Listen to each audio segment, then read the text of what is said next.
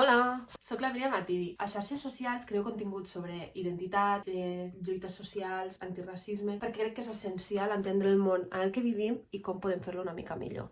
Avui us vull parlar d'una cosa que segur que us sona, els conflictes, però ho farem d'una manera una mica diferent, des d'una perspectiva feminista i antiracista. I per això us he de parlar del concurs Reimagina't, que és un concurs dirigit a joves com vosaltres de 12 i 18 anys amb ganes de fer vídeos que tinguin una mirada lliure de sexisme i positiva cap a diferents temàtiques. Amb aquest vídeo m'agradaria ajudar-te a pensar una mica sobre els conflictes i ajudar-te a pensar en aquesta temàtica. Quan parlem de conflictes, molts cops ens imaginem la típica situació on hi ha un soldat blanc dels Estats Units lluitant contra un soldat rus, alliberant a una dona, a uns nens que estan oprimits per aquests soldats i per aquest país. A vegades pensem en el típic soldat blanc dels Estats Units lluitant contra uns àrabs que són uns bàrbars i que tenen les seves dones oprimides. Com que sempre és la mateixa història. Tota la informació que rebem a les pel·lis, als llibres, als còmics, és sempre la mateixa, des de la mateixa mirada i ensenyant-nos el món d'una manera molt concreta. Amb els vostres vídeos ens podeu ajudar a mirar-ho una mica diferent, amb una mirada potser més oberta i sobretot molt més crítica.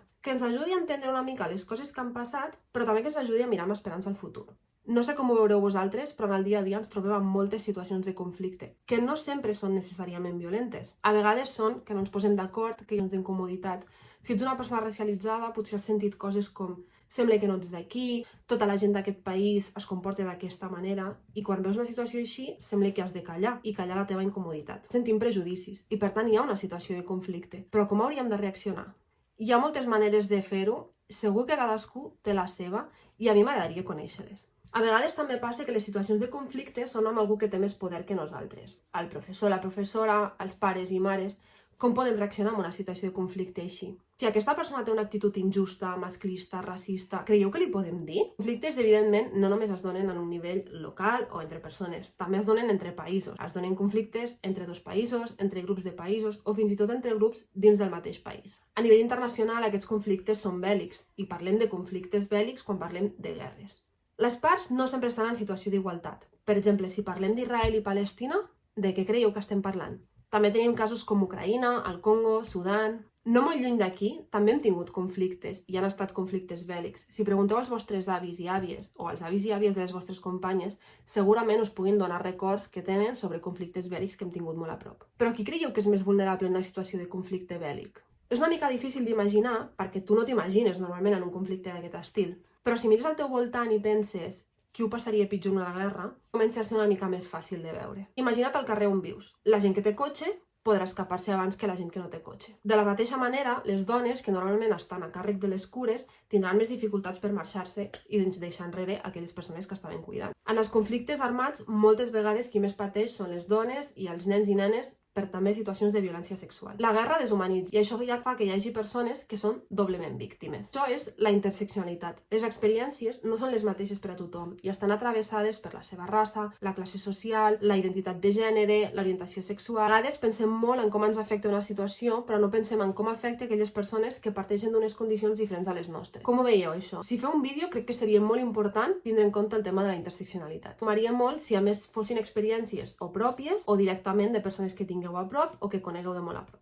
Les coses de les que es pot parlar per parlar de conflictes, cap és fàcil, però ens venen una sèrie de preguntes. Com ens podem informar? Quan hi ha una situació de conflicte, és més fàcil informar-se per internet o als mitjans de tota la vida? I com podem saber si la informació que estem consumint és veritat o és falsa? Si la imatge que estem veient és d'un conflicte actual, d'un conflicte passat o una imatge que directament està editada? Hi ha una forma perfecta d'entendre el món que ens envolta o el millor és deixar de llegir les notícies i prou? Moltes vegades pensem que l'únic que podem fer és denunciar la situació, però també hi ha una altra cosa que es pot fer, que és afegir missatges esperançadors i reivindicatius a la situació que estigui passant, que ens ajudin a entendre les dinàmiques patriarcals dels conflictes i així poder-los resoldre. Per exemple, les dones han contribuït molt en els processos de pau arreu del món, però només representen el 8% de les persones que estan a les taules de negociació. On són les dones? Podeu ajudar a analitzar els mitjans de comunicació. Com es representen les dones en situació de conflicte? Es representen igual a les dones palestines que a les dones d'Ucraïna? I en el cas de les dones palestines, surten igual de representades les dones palestines que són víctimes de la guerra als homes palestins que són víctimes de la mateixa guerra?